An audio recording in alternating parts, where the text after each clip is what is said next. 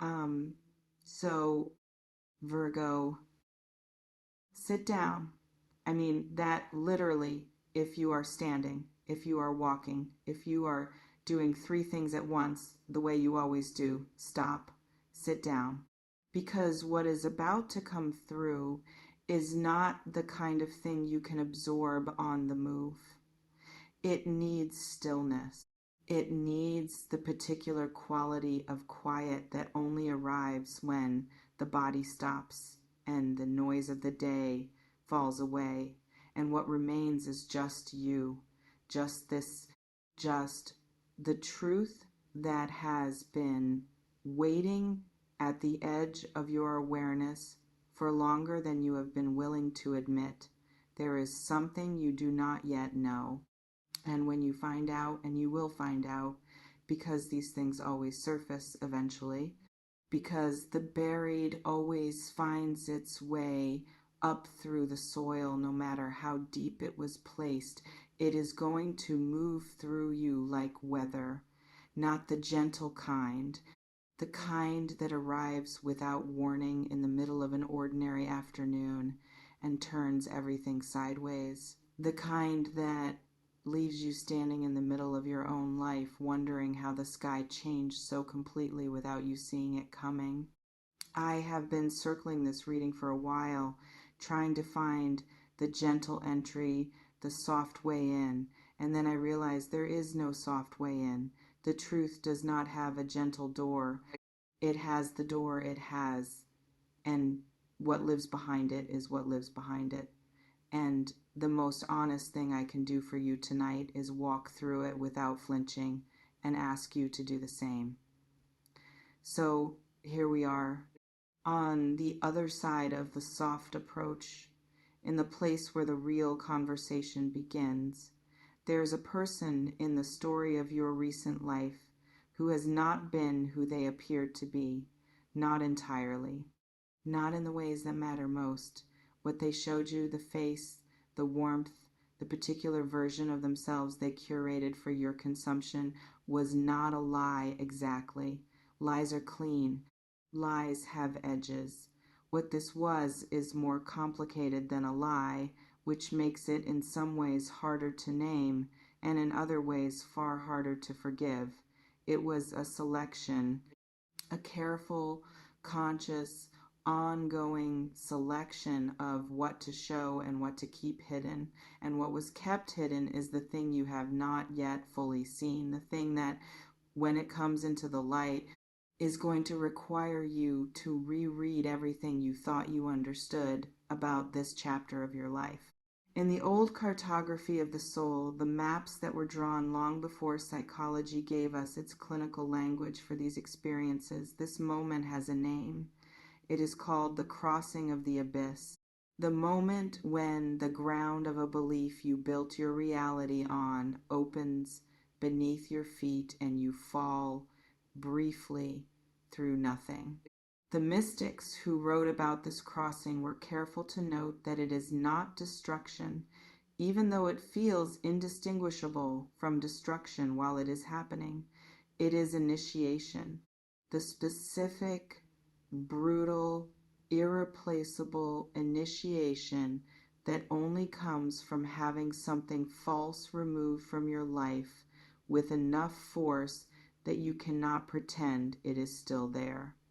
You are going to cry.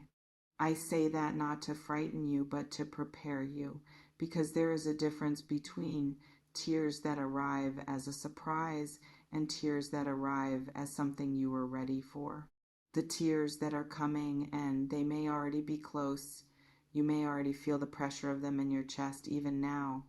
Reading these words are not weak tears. They are not the tears of someone who has been foolish or naive or insufficiently careful. They are the tears of someone who loved honestly in a situation that did not entirely deserve that honesty. And there is nothing shameful in that.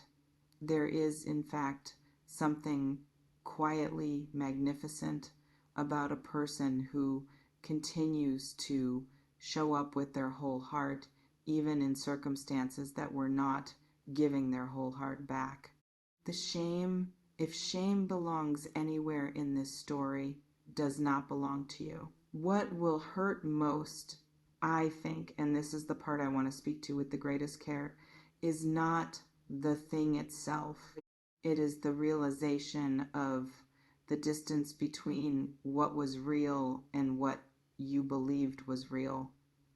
The gap, the space between the story you were living and the story that was actually happening. Because that gap will require you to go back, not far, but far enough, and reinterpret, to look at moments you remembered one way and understand that they were actually something else.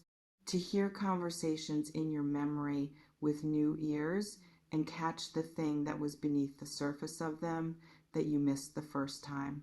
That retroactive reseeing is one of the most disorienting experiences a human being can have. It does not just change the present, it reaches backward and changes the past, or at least your relationship to it. And yet, there is something I need you to hold on to through that reseeing, something I need you to carry like a lantern into the darker rooms of this reckoning. The love you gave was real regardless of what it was given to. The care you extended was real regardless of whether it was deserved. The openness you brought to this chapter of your life, the willingness to believe, to invest, to show up without the full armor of your self-protection, that was not stupidity. That was courage. The particular, quiet, undervalued courage of someone who chose to feel fully in a world that makes it very easy and very socially acceptable to feel nothing at all. Do not let the revelation of someone else's limitations become a reason to close off the part of you that was brave enough to be open. That part is one of the most valuable things you possess. It must not be the casualty of this. Let me speak about what the old symbolic maps say about the card, the archetype that governs moments of painful revelation. It is called the moon, not the full moon of abundance and clarity, the crescent moon, the moon that illuminates just enough to see that the landscape is unfamiliar, just enough to know that something is moving in the shadows, but not enough to see it clearly. The moon governs the space between knowing and not knowing, the place where intuition has been whispering something for weeks or months and the rational mind has been working overtime to explain it away. Because some part of you already sensed this. Some part of you caught something, a moment that felt slightly off, a response that didn't quite land right, an absence where a presence should have been, and filed it away in the drawer of things not yet understood. The moon is asking you to open that drawer. What is inside it will hurt, and then it will free you. Not immediately. Freedom from this kind of discovery does not arrive on the same day as the discovery itself. It comes later in the aftermath, in the slow process of reassembling your understanding of what happened and who was involved and what it means for the person you are becoming. But it comes. It always comes.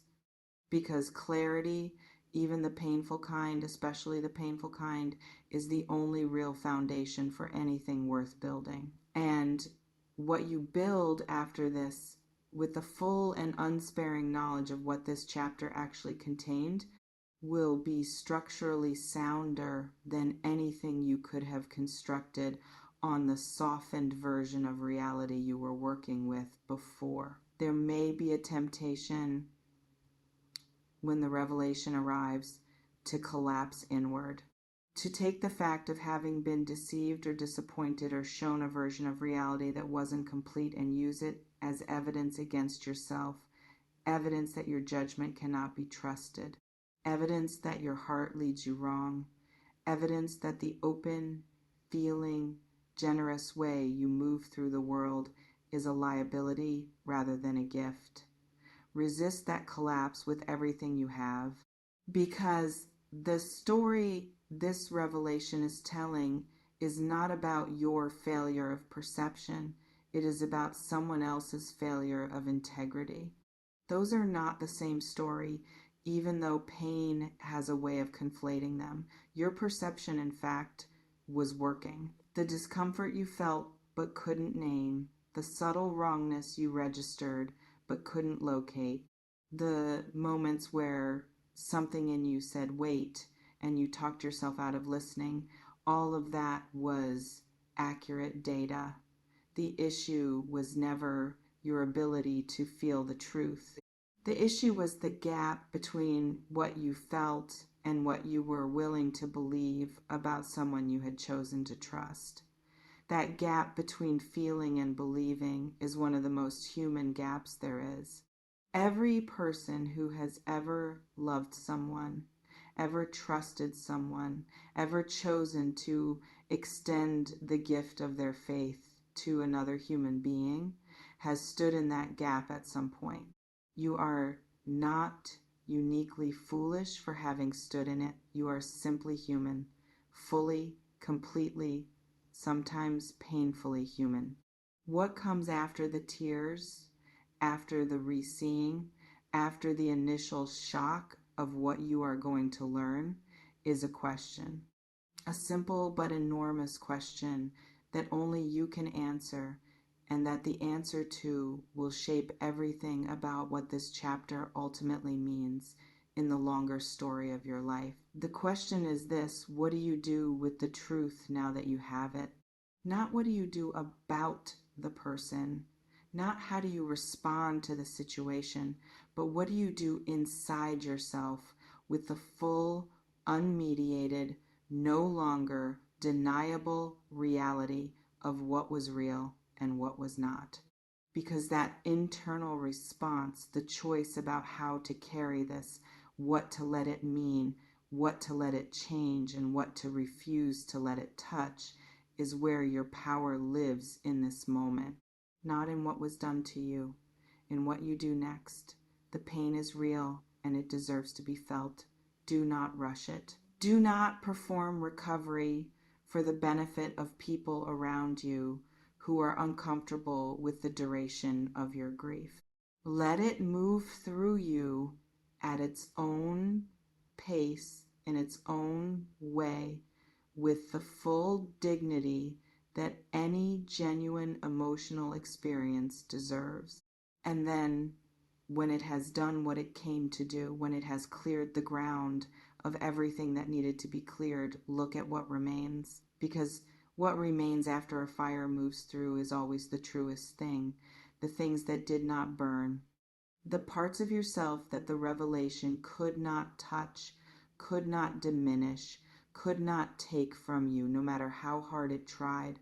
Those parts are considerable. More considerable than you will be able to see clearly in the immediate aftermath of what is coming. But they are there. Your capacity for genuine connection there, your ability to feel deeply in a world that rewards numbness there, your fundamental, irreducible worth as a person that has never once been contingent on being chosen correctly by someone else there, unburned, unchanged, waiting for you on the other side of the crossing. You are going to be okay. Not today, maybe. Not in the first hours or days after the truth arrives. But with a certainty that I carry into this reading and refuse to set down, you are going to be okay. Better than okay. The version of you that comes through this particular fire is going to be someone who knows things about themselves, about people, about the nature of truth and trust, and the quiet courage it takes to keep choosing love even after being burned by it. That version of you is going to be extraordinary, is already extraordinary, is simply not yet fully visible even to yourself beneath the weight of what is still coming. Let it come. Let it hurt the way it needs to hurt, and then let it go. Not the lesson, never the lesson, but the weight of it, the carrying, the holding of something that was never yours to hold indefinitely. Set it down when you are ready and walk forward into the chapter that can only begin after this one has ended completely and honestly and without anything left unacknowledged in the dark. If this found you at the exact moment you needed to hear it, if something here named a truth you have been circling without yet being able to touch, trust that recognition. Stay close. Subscribe and come back, because what is waiting for you in the readings ahead speaks directly to who you are becoming on the other side of this. And that person is worth every word